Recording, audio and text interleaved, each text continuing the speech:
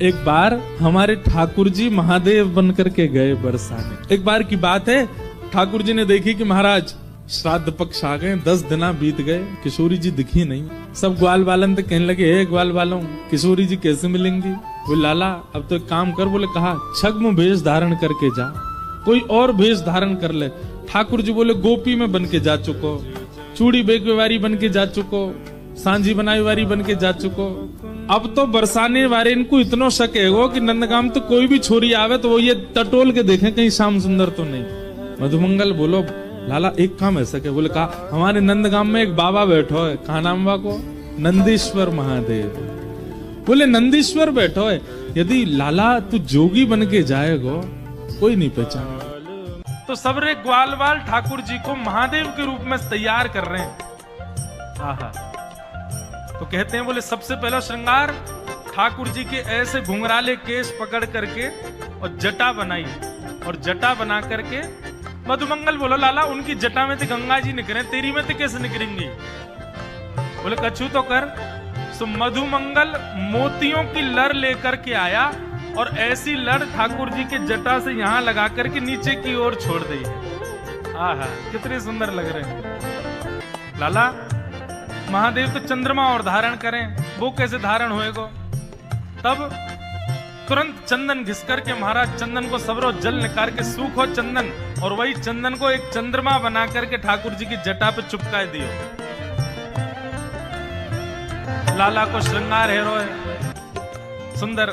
ऐसे ही श्री हमारे वृंदावन के ठाकुर जी ने अपनी धोती की ही बना करके वैसे ही अवधूत बिल्कुल श्रृंगार कियो अपनो। ठाकुर जी बोले, अरे गले में सर्प कहां से आएगो? मधुमंगल श्रीराम बोले, बता लाला, वन में तो पकड़ के लाए अभी। ठाकुर जी बोले, मैं तो चित्र में हूं, देख लूं तो मुझको तो डर लगे आवे, गले में पहन के इसके जाऊंगो। बोले काम कर। बोले कहा? बोले गैयान के पामन को बांधवे की जो दोहनी है ना, जे गोवर और रज में सन के सर्प जैसी है, जय को पहना दे मेरे गले में। और ठाकुर जी ने गले में महाराज एक सुंदर दोहनी बांध ली, हाथ में दोहनी बांध ली, कमर में दोहनी बांध ली, बिल्कुल महादेव जैसे तैयार भये। ग्वाल बाल बोले लाला महादेव तो भस्म लगामे, वो चिता की भस्म लगामे, अब भस्म कहां से लेके आमे तेरे काज? ठाकुर जी बोले तू मलियागिरी चंदन लगा दे, मैं वही को भस्म बना दूंगो। ठाकुर जी को पूरा श्रृंगार है गया, बिल्कुल महादेव जैसे लगन लगे। मुंह पे भी जो चंदन लगाया वो भस्म बन गो सबरो। बोले लाला तू तो पहचान में ही ना आ रहा, कौन है पतो ना कहां से आगो है। ठाकुर जी अकेले बरसाने गए, और बरसाने में जाकर के महाराज अलाक निरंजन घूम रहे नन्हे से गोपाल जी बरसाने में। गोपी अपनी अपनी अटारीन से निकल के, ओ देख कैसो नेक्सो से जोगी डोल लो है। अरे नेक पकड़ो तो सही। सबरी गोपी ने जाके खींच लिए ठाकुर जी। अरे बाबा घर में खेलवे की उम्र में जोगी बन गो तू, नेक्सो सो। ठाकुर जी भ्रगुडी टेढ़ी करके बोले, हम जोगी हैं, श्राप देनो जाने, ज्यादा बोलेगी श्राप दे दूंगा, 3200 निकल के बाहर आ जाएंगी, पोपली है जाएगी तू। बोले अरे बड़ो तेज बोले जोगी तो। सब गोपियां कह रही हैं, बोले अच्छा जोगी तुम पे कहा आवे? बोले हम जिसको देख लें उसको देख करके भविष्य में उसका ब्याह किससे होगा ये बता सकते हैं। बोले अच्छा तुम बता दोगे? बोले हाँ। अच्छा नहीं मेरा बता दो, मेरा ब्याह कौन से होगा?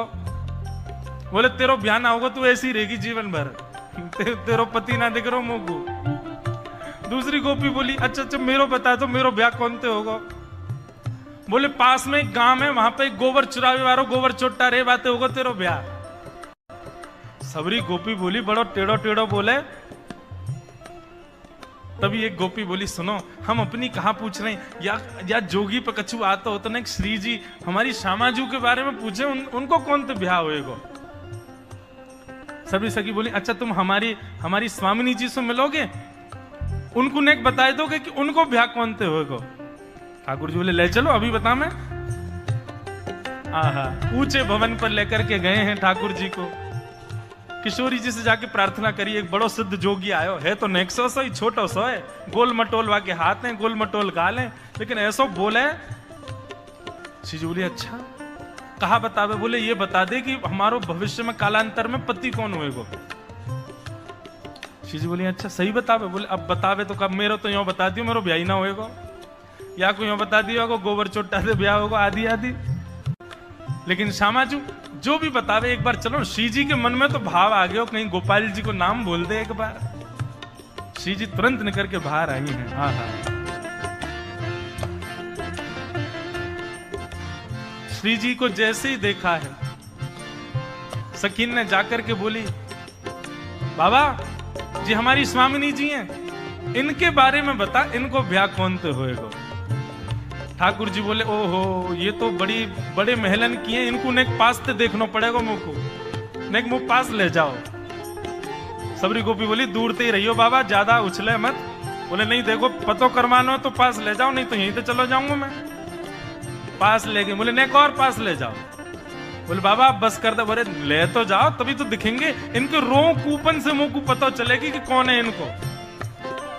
अब बिल्कुल समीप ले गए और जैसे ही दाहिने में आकर के ठाकुर जी खड़े भई, बाम अंग में श्री जी खड़ी भई, सोई धीमे से ठाकुर जी ने श्री जी के कंधा पे ही हाथ धर लियो।